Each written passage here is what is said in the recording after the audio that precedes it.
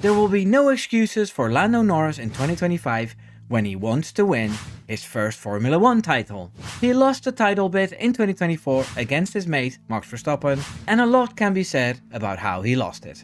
The excuses he had for this season won't be there for the next thrilling season, but will he be able to snatch the prize or will he bottle it again? I'm Wimbo, here's 3 seconds to leave a like.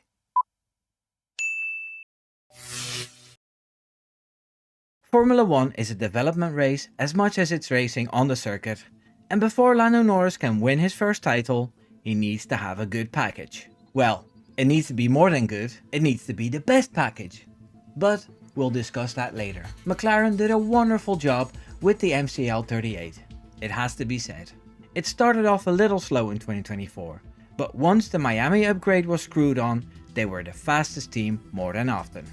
They wanna hit the ground running in 2025 with their MCL39, I assume, and ensure they don't lose the ground they lost in 2024 at the start of the season. If everything stays the way it is now, they should be able to make a great start. However, this is where I think the problem starts. I have an idea, based on what I've seen over the last 3 seasons, that it's very hard for teams to keep adding upgrades without hitting a plateau. In 2023, they started pretty much the slowest team and gradually built up their downforce and speed.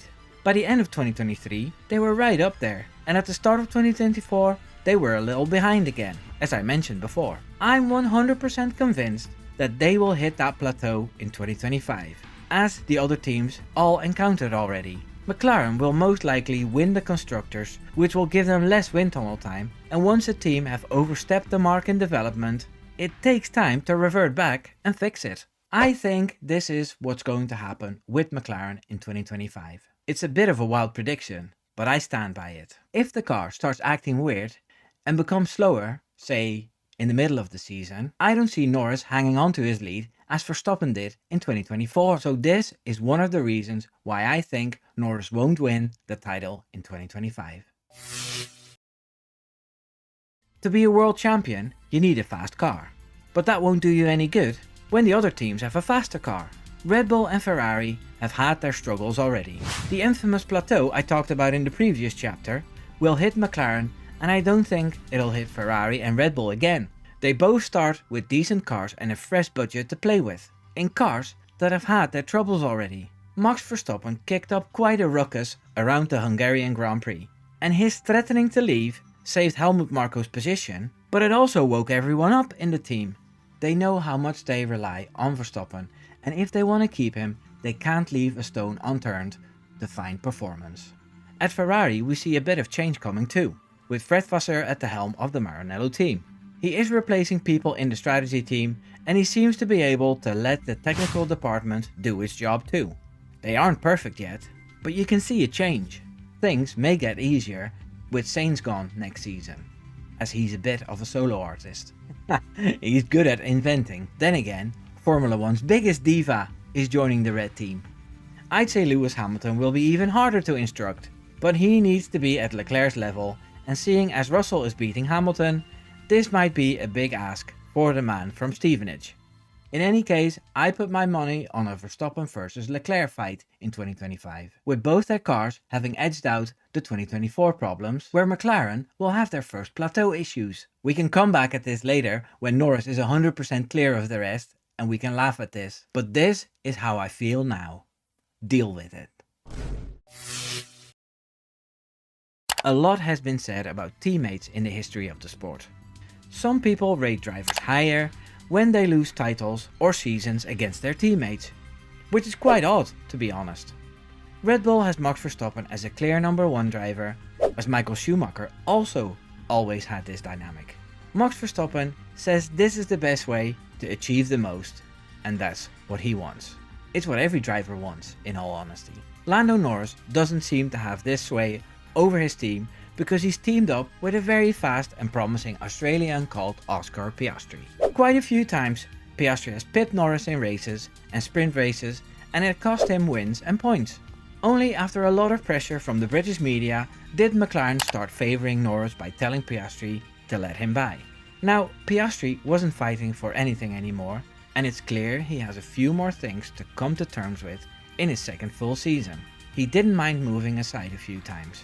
This could be completely different in 2025. Piastri could beat Norris in the first couple of races and claim he's the #1 driver now. His manager Mark Webber will kick his butt if he starts giving up positions when the math don't tell him he should. Oscar had a few things to work out, like his consistency. I'm still very impressed with a driver who won 2 races in his second season. I'd say he'll only get better, and we know he's an edgier driver than Norris. He's very level-headed, and his driving can be very stubborn too, without any weird, wild moves. I have a lot of time for Piastri, and he won't be beaten easily in 2025 by someone with the same equipment. If he does get beaten, it will cost Norris valuable points, and that's McLaren's fault with their papaya rules and their brilliant idea to have 2 #1 drivers in there. It's one of the promise of the 2025 season that I'm really looking forward to. I love me a bit of drama. A driver is nothing without his team, especially during races, where they have all the info to figure out the best strategy available. McLaren has fumbled quite a few points for Norris in 2024. Races in mixed conditions where the other teams were just a bit more decisive and pipped them. Races where they opted to go longer on tyres but lost track position to a bunch of cars. I feel the whole communication between Norris and his engineer is too flexible. And when the choice is left to Norris, who needs his whole brain to keep the car on track, the wrong choices are made. This is something that McLaren needs to improve to have a chance against Leclerc and Verstappen in 2025. Having said that, Ferrari and Leclerc still need to improve that part of the racing to be able to compete with Max Verstappen and Red Bull. I'm sure lessons have been learned in 2024 and they'll do their utmost to make it perfect. But there's also the driver element that plays a part. You can give Verstappen the instruction to go flat out for 2 laps and then pit and have a fast in and out lap to overtake someone.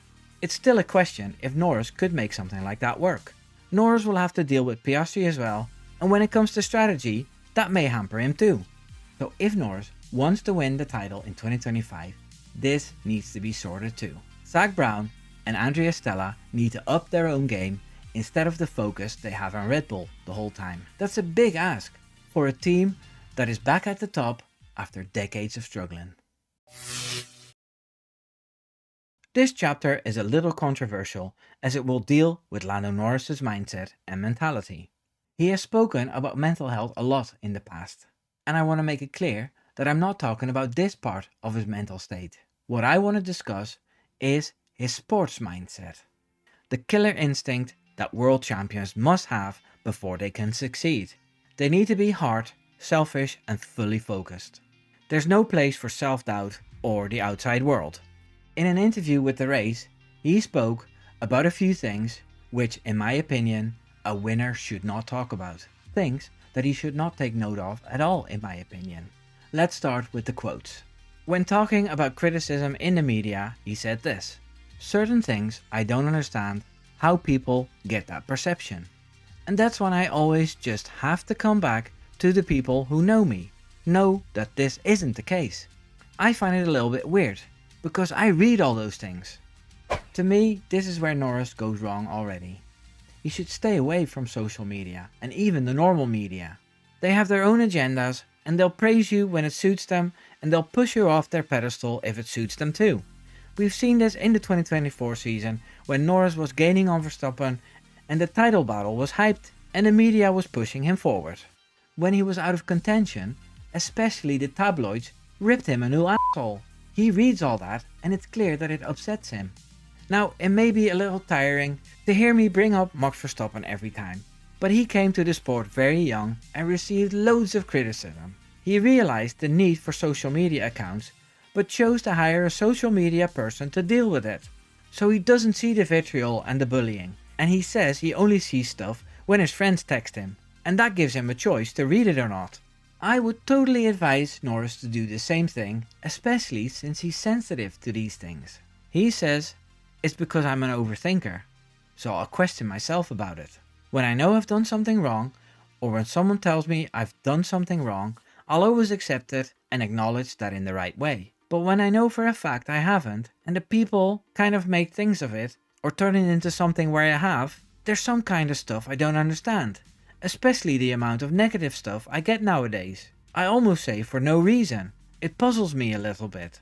This puzzlement is something that is not helping him at all. He needs to block out that shit and be completely self-centered in the best sense of that word. I don't think his team is helping him either in that sense. They seem to want to keep hanging on this clean, wholesome narrative and the McLaren way. But McLaren could lose the Constructors' title this season to Ferrari, and then the McLaren way got them nowhere. So if Norris wants to win the title in 2025, he also needs to work on himself and take some measures to block out all the stuff he doesn't need to hear. He says he can let go of things, but somehow I don't believe him.